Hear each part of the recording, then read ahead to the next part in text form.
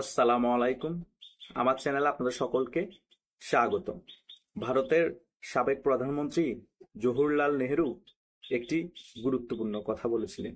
তিনি বলেছিলেন, দলীয় নেতা হওয়া সোজা, কিন্তু জননেতা সকলে হতে পারে না। আইভি শুধু দলীয় নেতা ছিল না, আইভি জননেতা।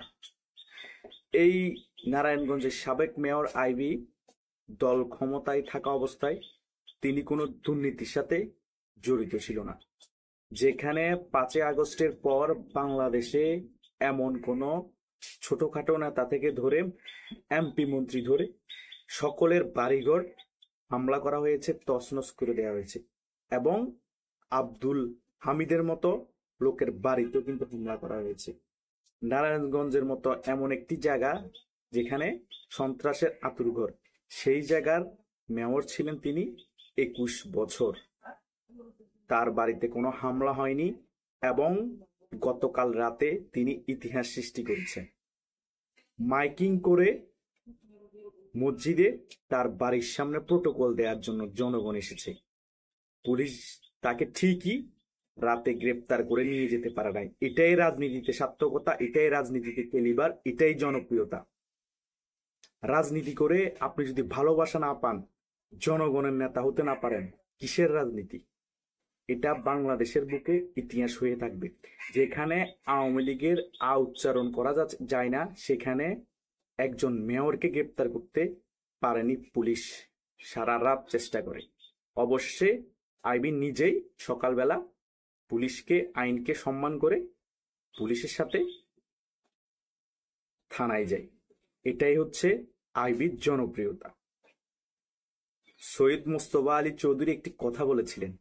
তিনি বলেছিলেন, জীবনকে লম্বায় বড় করা যায় না, পরিধিতে বড় করার চেষ্টা করুন।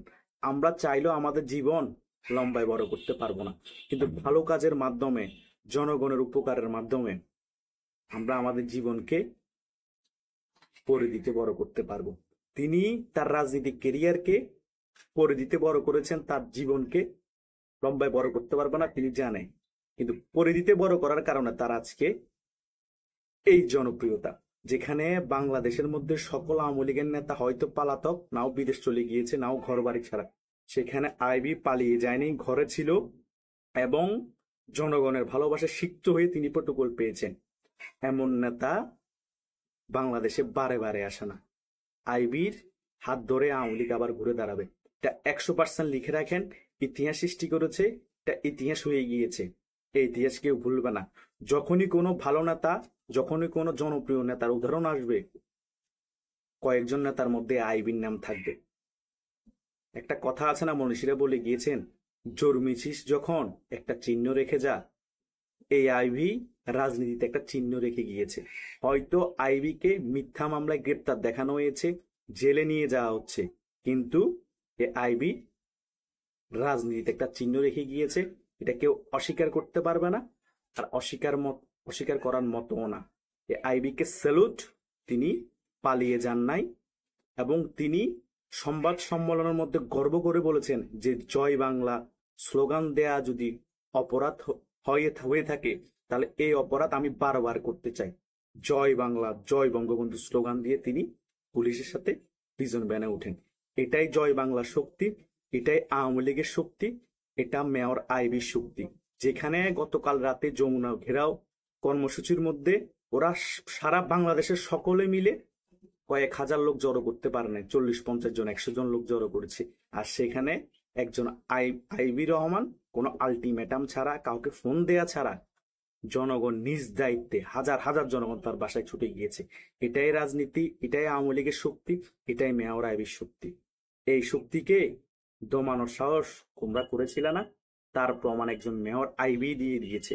বাংলাদেশে এরকম ক্লিন ইমেজের ব্যক্তি আরো অনেকেই আছে, এখনো তাদের উপর তোমরা প্রেশার ক্রিয়েট করতেছো, ষড়যন্ত্র করতেছো। আব্দুল হামিদকে প্রেশার ক্রিয়েট করে বিদেশ চলে যেতে বাধ্য করেছো, কিন্তু মেয়র আইবিকে বাধ্য করার পরও বিদেশ চলে যায়নি মেয়র আইবি। সেটার জন্য আবারও মেয়র আইবিকে স্যালুট।